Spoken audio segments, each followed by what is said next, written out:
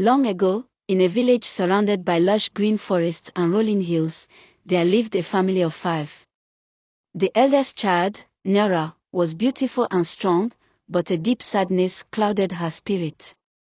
No one knew the source of her pain, but it made her heart heavy, and it seeped into the way she treated those around her.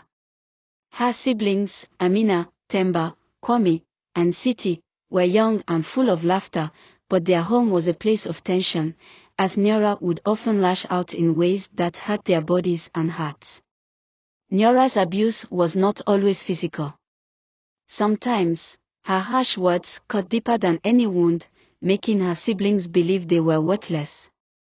Amina, the second oldest, would try to protect her younger siblings, but the cruelty of Nyara's words would break her down, leaving her confused and unsure. Temba, who was kind-hearted, struggled to find his place, feeling the weight of his sister's anger, even when he didn't deserve it. Kwame, the quiet one, would retreat into the forest, seeking solace in nature.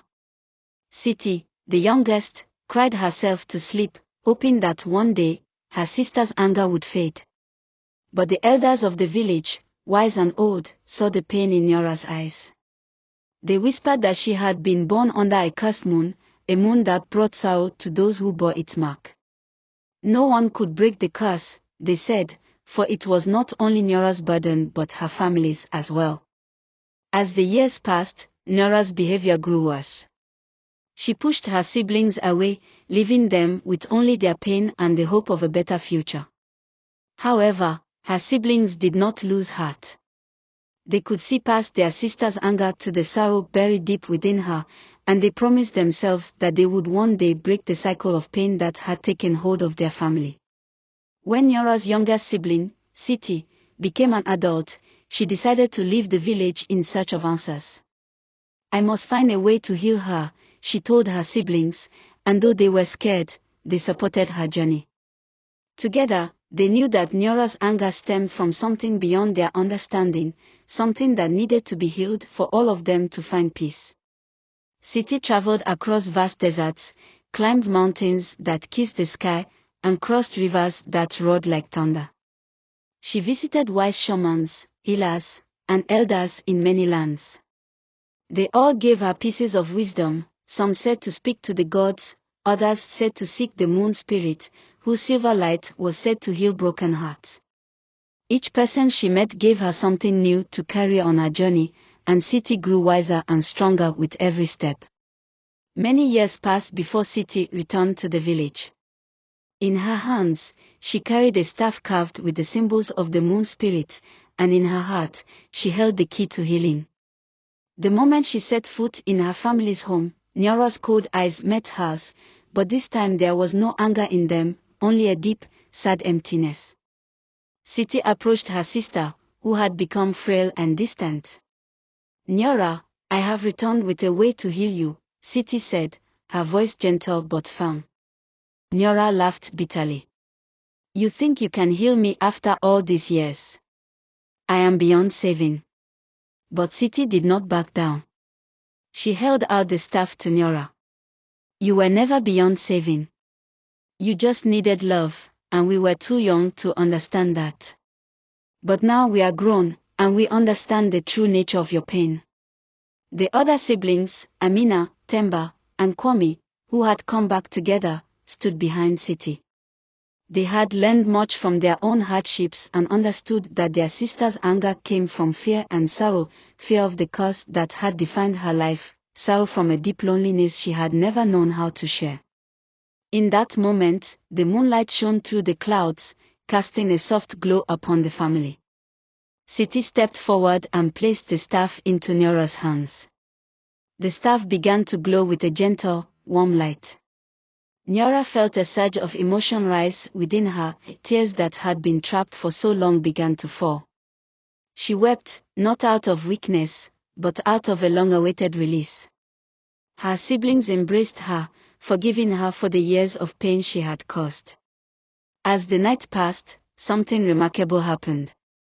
The curse that had once bound Nyara's heart was lifted, not by magic, but by the love and understanding of her family. Nyara, with the support of her siblings, sought the help of the elders to find a way to reconcile with herself. Slowly, she healed, finding peace with her past and a path to forgiveness. The family grew stronger together, and though the scars of their past remained, they no longer defined them.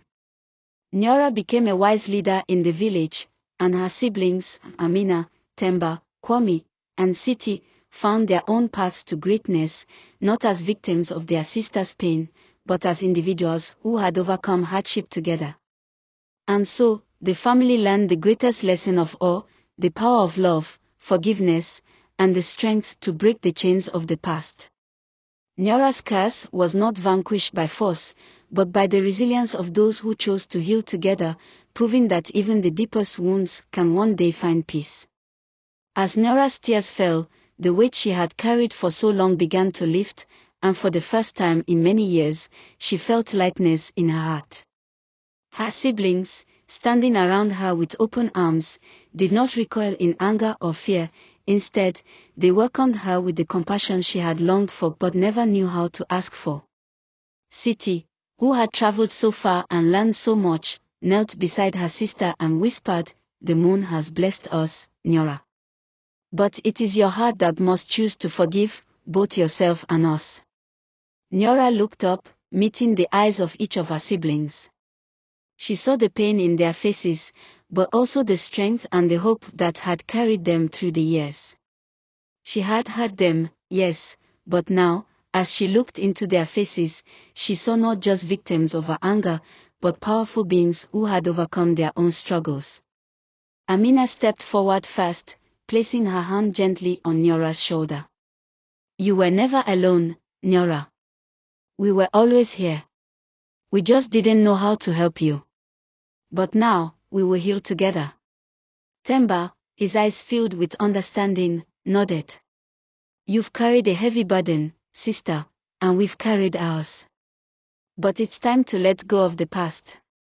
We cannot change what's been done, but we can choose how we move forward." Kwame, ever quiet, but with a deep wisdom in his eyes, said, "The forest has its seasons, Nyara. Just as the trees shed their leaves to grow anew, we can shed the weight of our past and become stronger for it." Nyara could feel the walls she had built around herself slowly crumbling, piece by piece. In their words, she found a path to her own healing, a path paved with forgiveness, understanding, and the hope of a future without the darkness that had once defined her. As the family embraced, Nyara realized that her victory wasn't just about overcoming the curse or the anger. It was about the power of forgiveness, learning to forgive herself for her past mistakes, and to accept the love of those who had always been there for her. She had thought that her siblings' love was lost, that they had been broken beyond repair, but now she saw that forgiveness was a bridge that could mend even the deepest wounds. And so, the siblings rebuilt their bond. They became a family that no longer carried the burden of fear and resentment, but one rooted in love and strength. Together, they thrived, supporting one another as they each followed their path. Nyara, now free of her inner darkness, became a beacon of light and wisdom for others in the village, sharing her journey of redemption and teaching others the healing power of forgiveness. In the end, the family discovered that no curse, no matter how powerful, could stand against the light of compassion, understanding, and the unbreakable bond of love.